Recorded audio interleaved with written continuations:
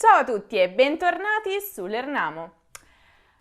Si sa, l'italiano è una lingua molto bella, è molto musicale, molto poetica. Certo, questo lo dicono tutti e direi che siamo tutti d'accordo su questo punto. Ma l'italiano presenta anche tutta una serie di stranezze che ci lasciano di stucco. Delle cose che ci fanno chiedere: ma questa lingua ha davvero un senso? Dai su, fatemi sapere quante volte vi siete fatti questa domanda. Ma l'italiano ha senso?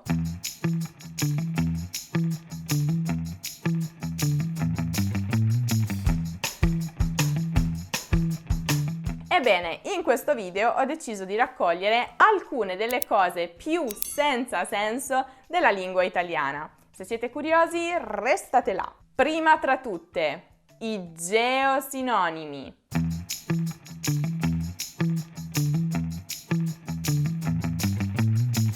Cosa? Nessun problema, vi spiego subito. L'Italia non è un paese particolarmente grande, particolarmente esteso, ma nonostante ciò ci sono delle notevoli differenze da un punto di vista linguistico o di vocabolario tra le varie regioni e qualche volta anche all'interno di una stessa regione. E quando parlo di differenze da un punto di vista, per esempio, di lessico, non sto parlando dei dialetti, perché quelli sono ovviamente una cosa a sé stante e lì davvero gente magari di regioni diverse rischia di non capirsi, anche tra gli stessi italiani, intendo. Ma quello è un altro discorso. Quando parlo di geosinonimi mi riferisco proprio all'italiano standard. Infatti ci sono delle parole che appartengono all'italiano standard che, oltre al loro significato standard riconosciuto in tutta Italia, possono assumere in alcune aree d'Italia anche un altro significato. Per esempio, prendiamo la parola cannella. Nell'italiano standard, dalle Alpi alla Sicilia, tutti sanno che la cannella è una spezia dal colore marroncino. Ma se in Toscana vi chiedono di aprire la cannella, quello che dovete aprire non è la spezia, ma il rubinetto. Un altro esempio è la spazzatura. Questa parola, la spazzatura, è uguale da nord a sud in tutta la penisola, comprese le isole. Eppure, a seconda dell'area geografica in cui vi trovate in Italia, questa spazzatura può assumere anche delle altre definizioni, cioè delle altre parole. A Bologna si parla di rusco, in Toscana di sudicio, a Napoli di monnezza, eccetera, eccetera, eccetera. E che dire invece del marinare la scuola, ossia non presentarsi alle lezioni senza che i propri genitori lo sappiano? Si dirà bucare o tagliare in Piemonte, fare sega a Roma, fare forca a Firenze, fare filone a Bari, eccetera, eccetera. Ma, come vi dicevo prima, questi termini cambiano da zona a zona, a seconda di dove vi trovate in Italia. Se avete dei dubbi, se non capite quello che vi stanno dicendo, nessuna vergogna, chiedete di ripetere. La gente capirà dove ha sbagliato e sicuramente utilizzerà la versione più standard. Provateci, davvero non c'è nulla di male a chiedere di ripetere o di utilizzare un vocabolario più semplice. Assolutamente. E molto spesso è una cosa che capita anche agli stessi italiani, perché non sempre noi sappiamo come si dice una determinata cosa in un'altra regione. Un'altra cosa un po' interessante della lingua italiana, una cosa che credo non ci sia nelle altre lingue, ma per favore fatemi sapere, datemi una conferma o una smentita nei commenti, sono le bestemmie. E io credo che questa sia una cosa tutta italiana.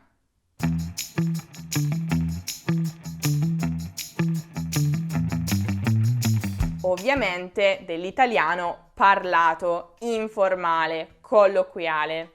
Ma queste bestemmie cosa sono? Di che cosa si tratta? Ebbene, non sono altro che delle offese, degli insulti rivolti a Dio, alle cose sacre e religiose, ai santi. Molti tendono a confondere le bestemmie con le parolacce, ma non sono la stessa cosa e io direi che le parolacce sono presenti in tutte le lingue e sono forse quelle prime parole che si imparano, ma quella è un'altra storia. Le parolacce sono sì parole volgari, scurrili, offensive, oscene e quant'altro, ma generalmente non coinvolgono la religione. Quindi sono proprio un'altra cosa. E proprio per via di questo tendono anche a essere un po' accettate nell'italiano parlato, soprattutto quando si vuole dare più enfasi a quello che si sta dicendo. Le bestemmie invece sono qualcosa di molto molto più forte, che rendono il vostro linguaggio decisamente più colorito e ovviamente sono sconsigliate quando non sapete esattamente la persona che avete di fronte a voi, quando non sapete se quella persona è una persona religiosa, quali siano le sue opinioni, perché sono veramente una cosa molto forte. Pensate che in molti reality show italiani i concorrenti vengono squalificati quando utilizzano queste bestemmie. E questo non succede invece con le parolacce. Questo perché, nonostante l'Italia sia un paese laico, ovviamente la religione è molto radicata nella cultura italiana. È per questo che molti italiani le considerano una grandissima offesa. Anche solo associare la divinità con un animale viene considerata una grandissima offesa imperdonabile. Quindi in realtà se sentirete quasi sempre le parolacce anche in contesti pubblici, qualche volta anche davanti ai bambini, sicuramente non sentirete invece le bestemmie in questi contesti. Fatemi sapere nei commenti, come vi dicevo prima, se esiste qualcosa di simile nelle vostre lingue e nei vostri paesi o se è solo una cosa che noi italiani abbiamo inventato. Proseguendo tra le cose senza senso, troviamo invece il verbo piacere e i suoi fratelli.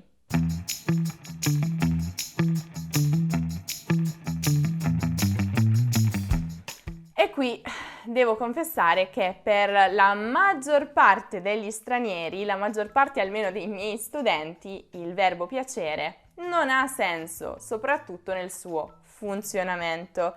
Perché, come io dico sempre, funziona al contrario. Cioè, il soggetto della frase non è mai la persona che prova il sentimento, ma è l'oggetto di tale sentimento. Utilizzando dei termini un po' più grammaticali, possiamo dire che in italiano il soggetto logico e il soggetto grammaticale con il verbo piacere non coincidono, a differenza invece di altre lingue. Vi spiego subito. Prendiamo l'inglese.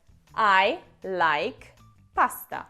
I è il soggetto grammaticale, il soggetto del verbo I like, ma è anche il soggetto logico, e cioè la persona che prova il sentimento. Perché a me piace la pasta, a io piace la pasta. Cosa succede invece in italiano? In italiano sarebbe mi piace la pasta. E qui il soggetto logico, la persona che prova il sentimento, sono sempre io, perché sempre a me piace la pasta.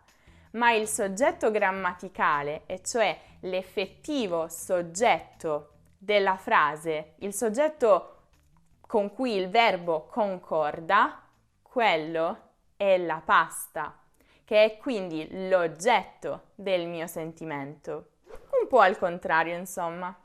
E la stessa cosa accade anche, come vi dicevo prima, con i suoi fratelli.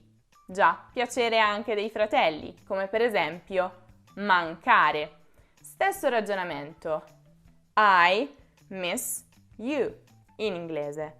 I, soggetto grammaticale del verbo miss, ma anche soggetto logico. la persona che prova il sentimento di mancanza.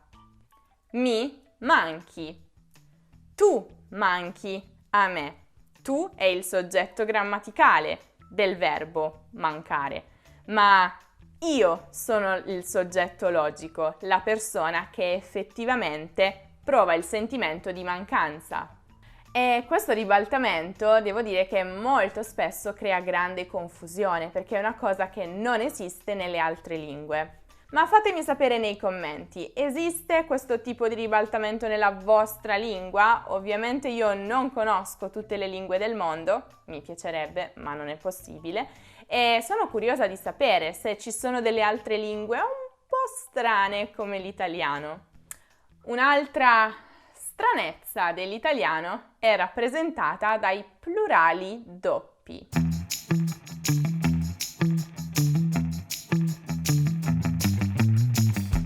Il plurale è una delle prime cose che si imparano quando si comincia a studiare l'italiano come una lingua straniera. E quindi sicuramente tutti voi saprete che generalmente il plurale di un nome maschile si forma con la I, bambino, bambini, e il plurale di un nome femminile si forma con la E, casa, case. Ma non è sempre il caso. C'è infatti qualche parola che assume un plurale un po' irregolare e questo devo dire che capita molto frequentemente con le parti del corpo, per esempio braccio o dito. Il braccio, il dito, quindi sono parole maschili. Ma al plurale queste parole non prendono la I. Non avremo i bracci o i diti, ma avremo le braccia, le dita. Il plurale quindi di queste parole diventerà femminile e prenderà una A. E questo succede anche con qualche altra parola al di là delle parti del corpo. L'uovo, le uova, il lenzuolo, le lenzuola, per esempio. Ma rimaniamo nel contesto delle parti del corpo per capire un po' questa questione dei plurali doppi. Come vi dicevo prima, parole come braccio o dito hanno un plurale irregolare che finisce con A. Eppure queste parole hanno anche un plurale regolare, cioè parole come bracci e diti effettivamente esistono in italiano, ma hanno un significato completamente diverso. Quindi io dirò il braccio per indicare l'arto superiore del corpo umano. Io dirò le braccia per indicarli entrambi. Mentre bracci indica oggetti o parti di oggetti che sporgono, che si prolungano, quasi come se fossero proprio un braccio umano. Ad esempio, i bracci della gru. Quindi fate sempre molta attenzione a quello che state dicendo. E diti? Questa è interessante e un po' divertente. Quando parliamo di dita ci riferiamo a tutte le dita della mano o eventualmente anche del piede. Ma quando parliamo di diti significa che li consideriamo singolarmente, ma al plurale. Per esempio, i diti indici, i diti mignoli. Notate la differenza? Le dita, i diti indici, i diti mignoli.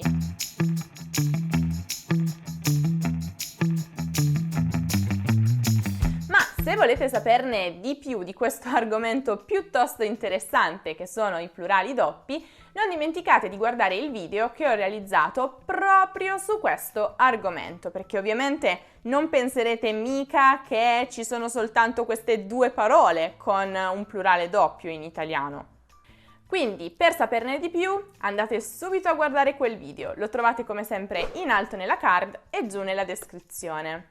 Poi voglio sapere da voi se secondo voi ci sono delle altre cose senza senso nella lingua italiana. Scrivetemele nei commenti, così anche gli altri Lernamici possono avere un'idea. Fatemelo sapere, sono molto curiosa, penso che sia un argomento piuttosto interessante per la nostra comunità. E non dimenticate che queste cose un po' senza senso sono anche il pepe dell'italiano, quella cosa che rende l'italiano più stimolante, non siete d'accordo? Inoltre io vi ricordo che se invece cercate una spiegazione su un qualsiasi altro argomento di grammatica o di cultura italiana, potete passare dal nostro sito learnamo.com, dove tra l'altro trovate anche tutta una serie di esercizi automatici per mettervi alla prova. Se invece cercate qualcosa in più, qualche piccola informazione quotidiana, sempre sull'italiano, sulla grammatica, sulla cultura italiana, non dimenticate di seguire Learnamo su Instagram, su Facebook, su Twitter, su Pinterest e su TikTok. Noi ci rivedremo invece nel prossimo video, tra pochissimo. Ciao!